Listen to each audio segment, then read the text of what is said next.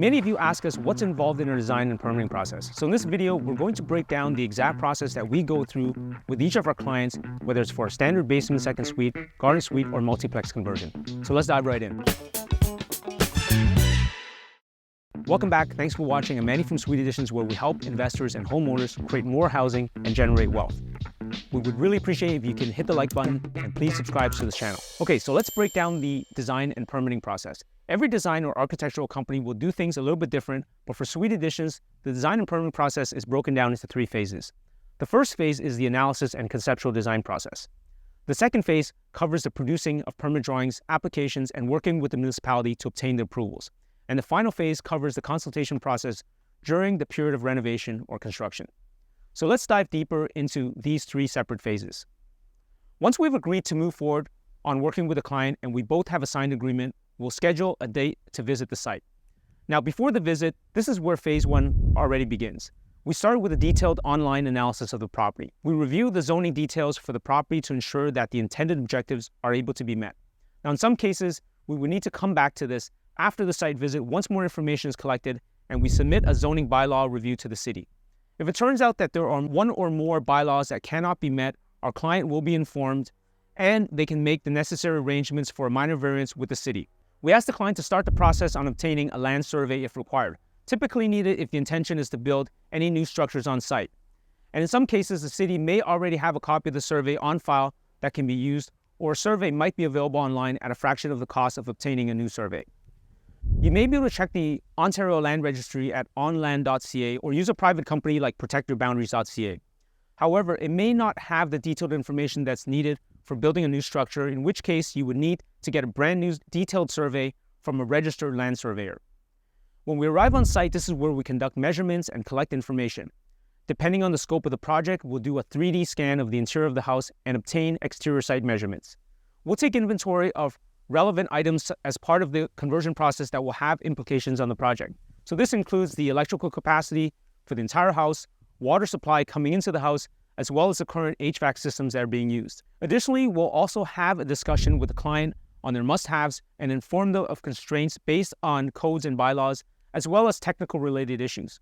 We mentioned earlier that a zoning review may be required, and in some cases, we're only able to submit for this zoning review after more detailed information is collected from the initial on-site visit. Once we have all the information we need, we take this back to the office and proceed with our work on some conceptual designs.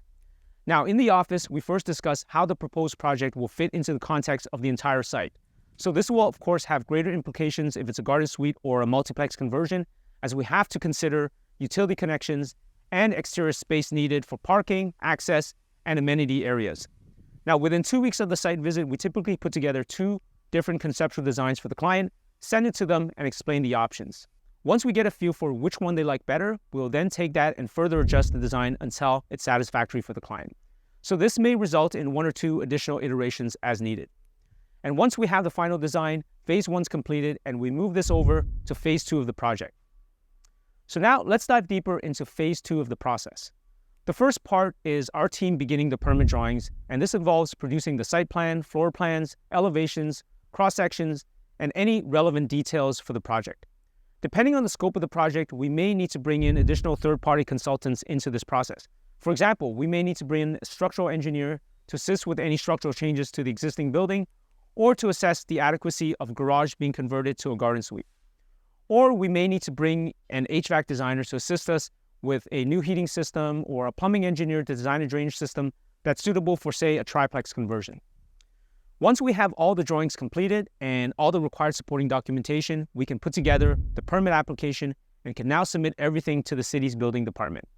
Some places will require this to be submitted in person at City Hall, and some places will require it to be done online. Post-pandemic, most places now allow them to be submitted online. In addition to the building permit, we may also be required to submit applications for water line upgrades. The building department's plans examiners will pre-screen the application and accept it if all the information is complete. And now we wait, and wait, and wait some more. And after about 3 weeks, they will usually get back to us with a list of items that need to be revised. Sometimes this list is short and sometimes it's long, but there's always a list. And some of these items are technical issues as it pertains to the drawings. And some of them are administrative, such as additional fees that need to be paid or requesting proof of home ownership. We then take this information and make any adjustments needed as soon as possible and get it back to the city. Occasionally, it may require an additional iteration. After this, the permit documents are issued online or available to be picked up in person at City Hall. And this now completes phase 2 of the design and permitting process.